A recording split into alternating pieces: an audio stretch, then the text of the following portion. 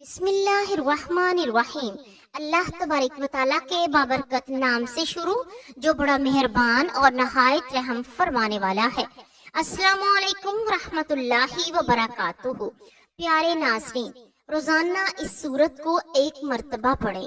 آپ کے گھر میں نہ جادو ہوگا، نہ جھگڑے ہوں گے، اور نہ کبھی آپ کے گھر میں تنگ دستی آئے گی، اور گھر میں جتنی بھی بیٹیاں جوان بیٹھی ہیں ان کے رشتے بغیر جہیز کے بہت اچھی جگہ ہو جائیں گے۔ اگر کوئی آپ پر کالا علم کرنے کی کوشش کرے گا تو وہ ٹوٹ جائے گا اور آپ اس سے ہمیشہ کے لیے محفوظ رہیں گے انشاءاللہ۔ یہ قرآن پاک کی بہت ہی زیادہ پیاری صورت ہے، اس کو پڑھنے کا بہت ہی زیادہ اثر ہے۔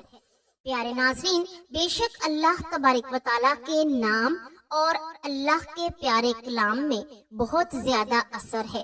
جو اسے پورے یقین کے ساتھ پڑھتا ہے، اللہ تبارک و تعالیٰ اس کی ضرورت، اس کی مراد پوری کرتا ہے، اور اللہ فرشتوں کو مقرر فرما دیتا ہے جو اس کی حفاظت کرتے ہیں اور شیطان کے شر سے بھی بچائے رکھتے ہیں۔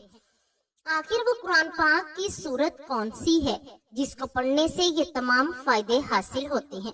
یہ ساری معلومات حاصل کرنے کے لیے آپ اس ویڈیو کو اینڈ تک ضرور دیکھیے گا، اور اگر آپ ہمارے اس چینل پر نیو ہیں تو چینل کو سبسکرائب کر لیجئے تاکہ ہماری نئی سے نئی ویڈیو آپ تک پہنچ سکے۔ پیارے ناظرین، سب سے پہلے دیکھتے ہیں آخر جادو ہے کیا، اور لڑائی جھگڑے سے گھر میں کیا نقصان ہوتا ہے۔ جس گھر میں ہر وقت لڑائی جھگڑا رہتا ہے اس کا کیا نقصان ہوتا ہے۔ جادو دین میں ہلاکت لانے والے کئی امور کا جامعہ ہے، مثلا جنوں اور شیطانوں سے مدد طلب کرنا، غیر اللہ سے دل کا ڈرنا، اللہ پر توکل کو چھوڑ بیٹھنا، اور لوگوں کے مفادات و ذرائع معاش کو تباہ کرنے کے درپے ہونا وغیرہ، یہ سب جادو معاشرے کی جڑیں کاٹنے اور اس کی بنیادیں گرانے والا آلہ ہے، اور یہ خاندانوں میں جھگڑے فسادات پیدا کرنے کا سبب ہے۔ جادو ایک معروف نام ہے جو ہر معاشرے میں بخوبی جانا جاتا ہے کہ اس کا مطلب اور مقصد کیا ہوتا ہے۔ اسلام میں تو جادو کرنا بہت بڑا جرم اور کفر کی ایک قسم ہے، لیکن ایک زمانے میں یورپ میں بھی جادو کو سنگین جرم سمجھا جاتا تھا، جس پر جادوگروں کو سزائے موت بھی دی جاتی تھی۔ پاکستانی قوم کا بڑا طبقہ جادو ٹونے پر یقین رکھتا ہے، جس سے بہت سی خرابیاں رونما ہو رہی ہیں۔ اس لیے حکومت اس پر قانون سازی بھی کر رہی ہے۔ جادو کے بارے میں علامہ ابو صالحہ نے نہایت مدلل مضمون لکھا ہے، جس میں جادو کے بارے میں اسلام کے احکامات سے آگاہ کیا گیا ہے۔ وہ لکھتے ہیں کہ قرآن مجید اور سنت نبوی صلی اللہ علیہ وآلہ وسلم نے جادو کی اقسام اور ان کا حکم بیان کیا ہے۔ جادو کو جادو اس لیے کہا جاتا ہے کہ اس کے اسباب مخفی یعنی چھپے ہوئے ہوتے ہیں، اور اس لیے کہ جادوگر ایسی پوشیدہ اشیاء سے کام لیتے ہیں جن کی بنا پر لوگوں پر خیال و اثر اور عمل و حقیقت کو چھپانے اور ان کی آنکھوں میں دھول جھونکنے میں کامیاب ہو سکے، انہیں نقصان پہنچا کر ان کے مال وغیرہ کو چھین سکیں، اور وہ ایسے طریقے استعمال کرتے ہیں جو کہ عام طور پر سمجھ میں نہیں آ سکتے، اور اسی لیے رات کے آخری حصہ کو سحر کہتے ہیں، کیونکہ اس میں لوگ غفلت میں اور حرکت، اور پپڑے کو بھی سحر کہتے ہیں کیونکہ یہ جسم کے اندر چھپا ہوتا ہے۔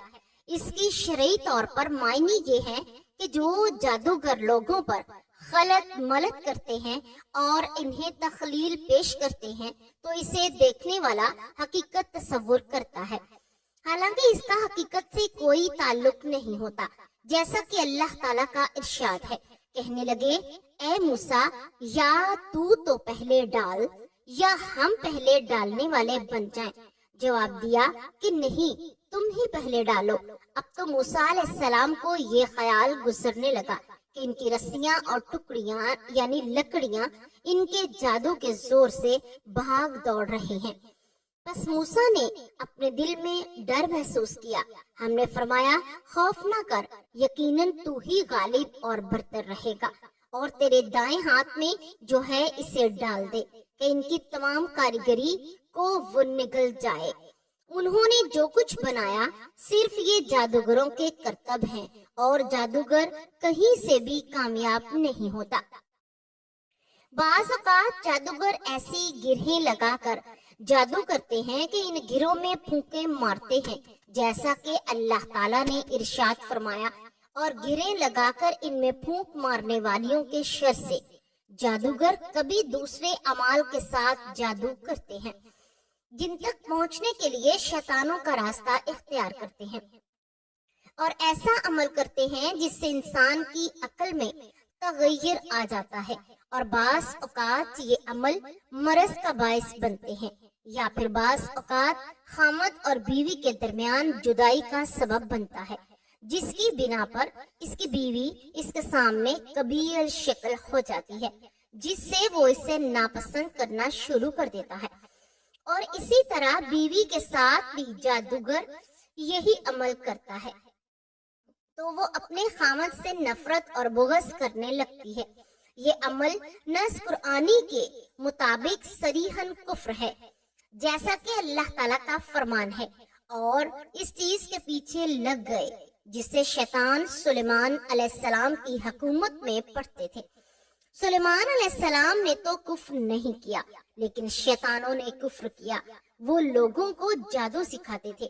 اللہ تعالیٰ نے ان کا کفر یہ بیان کیا کہ وہ لوگوں کو جادو سکھاتے تھے، اور اس کے بعد اللہ تعالیٰ نے ارشاد فرمایا، اور بابل میں ہاروت اور ماروت دو فرشتوں پر جو اتارا تھا، وہ دونوں بھائی کسی شخص کو اس وقت تک نہیں سکھاتے تھے جب تک کہ یہ کہہ نہ دیں کہ ہم تو ایک آزمائش ہیں، تو کفر نہ کر۔ اللہ تعالیٰ نے فرمایا، پھر لوگ ان میں سے وہ سیکھتے تھے جس سے خامد اور بیوی کے درمیان جدائی ڈال دیں، اور دراصل وہ اللہ تعالیٰ کی مرضی کے بغیر کسی کو کوئی نقصان نہیں پہنچا سکتے۔ یعنی یہ جادو اور جو اس سے شر واقع ہو رہا ہے، تو یہ سب اللہ تعالیٰ کی تقدیر مسبق اور اس کی مشیت سے ہے، تو ہمارا رب قہار مغلوب نہیں ہو سکتا، اور نہ اس کی بادشاہی میں اس کے ارادہ کے بغیر کچھ ہو سکتا ہے، بلکہ نہ تو اس دنیا میں اور نہ ہی آخرت میں کسی چیز کا وقوع ہو سکتا ہے سوائے اس کے جو تقدیر میں پہلے سے لکھ دیا گیا ہو۔ فرمانے خداوندی ہے، اور دراصل وہ اللہ تعالیٰ کی مرضی کے بغیر کسی کو کوئی نقصان نہیں پہنچا، یعنی اس کی کوئی اور قدری اجازت قوی اور کوئی قدری اجازت کے ساتھ، نہ کہ شرعی اجازت کے ساتھ۔ شرع تو اس سے روکتی اور منع کرتی ہے، اسے ان پر حرام کرتی ہے، لیکن اس تقدیری اجازت کے ساتھ جو کہ اللہ تعالیٰ کے علم اور تقدیر سابق جو کہ پہلے گزر چکی ہے کہ فلاں مرد اور فلاں عورت سے جادو کا وقوع ہوگا، اور یہ جادو فلاں مرد پر اور فلاں عورت پر ہوگا، جس طرح کہ یہ تقدیر بھی لکھی جا چکی ہے۔ فلاں آدمی قتل کیا جائے گا، فلاں کو یہ بیماری ہوگی تو اس ملک میں مرے گا، اور اسے اتنا ہی رزق ملے گا، اور یہ غنی ہوگا یا فقیر ہوگا، تو یہ سب اللہ تعالیٰ کی مشیت اور تقدیر سے ہے، جیسا کہ اللہ تعالیٰ کا فرمان ہے، بے شک ہم نے ہر چیز کو ایک مقررہ اندازے پر پیدا کیا ہے۔ فرمانے والی تعالیٰ ہے، نہ کوئی مصیبت دنیا میں آتی ہے اور نہ ہی تمہاری جانوں میں، مگر اس سے پہلے کہ ہم اس کو پیدا کر دیں۔ وہ ایک خاص کتاب میں لکھی ہوئی ہے، اور یہ کلام اللہ تعالیٰ پر آسان ہے۔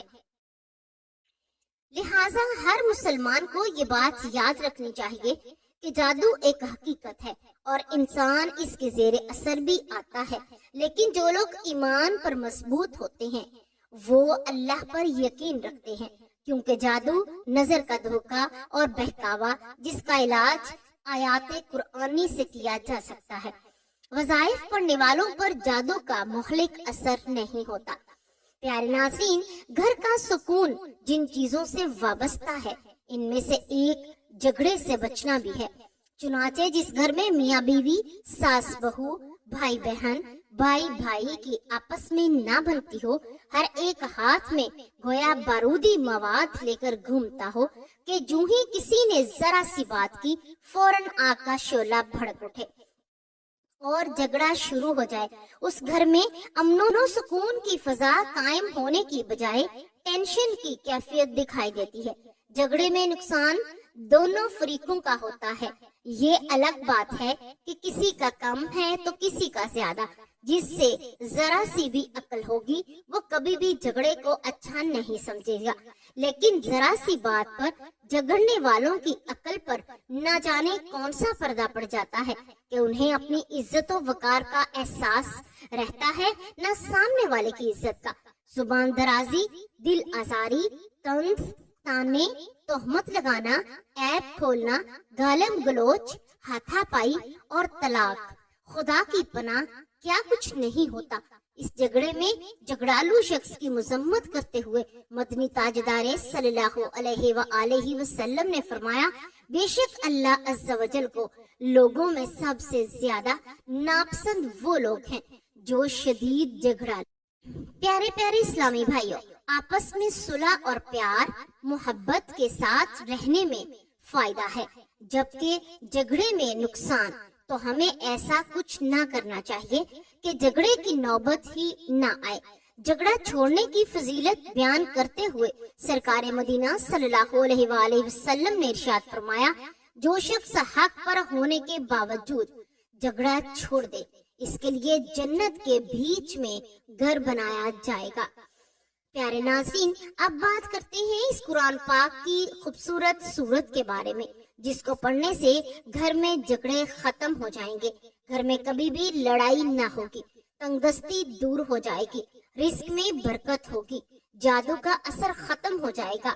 आप पर कोई भी काला इल्म करता है तो वो टूट जाएगा, और अगर घर में जवान बच्चियां बैठी हैं तो अल्लाह इनके लिए नेक असबाब पैदा फरमा देगा। वो खूबसूरत सूरत कुरान पाक की सूरतुल बकरा है, जो कुरान पाक की सबसे तवील सूरत कहलाती है। रसूलुल्लाह सल्लल्लाहु अलैहि वसल्लम ने पूरी सूरत बकरा की फजीलत के मुतल्लिक भी बतलाया है, और ये भी बतलाया कि इसकी बास आयात मसलन आयतुल कुर्सी और सूरतुल बकरा की आखिरी 2 आयात की फजीलत भी बतलाई है। तो नबी करीम सल्लल्लाहु अलैहि वसल्लम ने इस सूरत की फजीलत में ये भी बताया कि शयातीन इस घर से भाग जाते हैं जहाँ ये सूरत पढ़ी जाती है।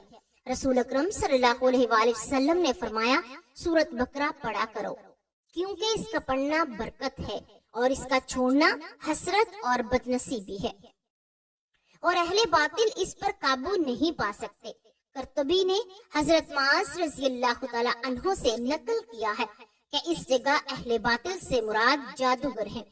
मुराद ये है कि इस सूरत के पढ़ने वाले पर किसी का जादू ना चलेगा। और हुजूर पाक सल्लल्लाहु अलैहि वसल्लम ने फरमाया, जिस घर में सूरह बकरा पढ़ी जाए शैतान वहां से भाग जाता है।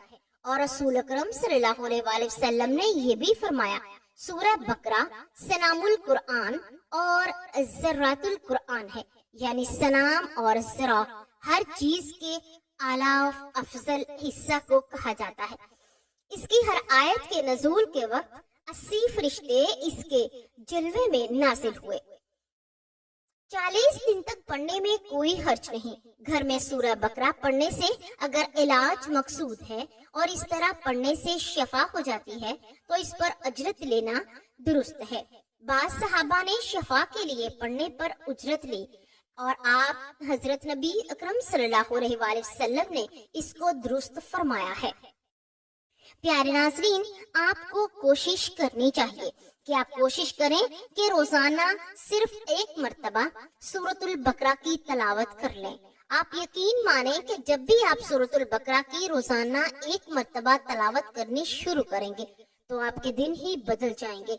अल्लाह तबारक व तआला आपको हर चीज से नवाजेगा जिसकी आपको जरूरत होगी, और अल्लाह तबारक व तआला आपको बहुत सारी ऐसी आफतों बलाओं से महफूज रखेगा जो कि आपको नुकसान पहुंचा सकती हैं, जैसे कि जादू, जिन्नात, काला इल्म, हसद वगैरह।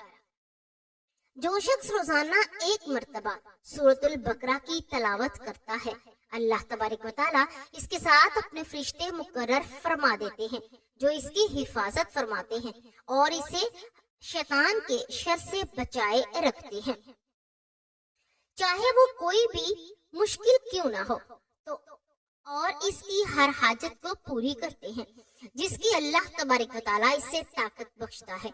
तो आप रोजाना एक मर्तबा सूरतुल बकरा की तलावत का मामूल बना लें। यकीन माने कि अल्लाह तबारक व तआला आपका मुहाफिज बन जाएगा। अल्लाह तबारक व तआला से दुआ है कि अल्लाह तबारक व तआला हमें कुरान पर अमल करने की तौफीक अता फरमाए।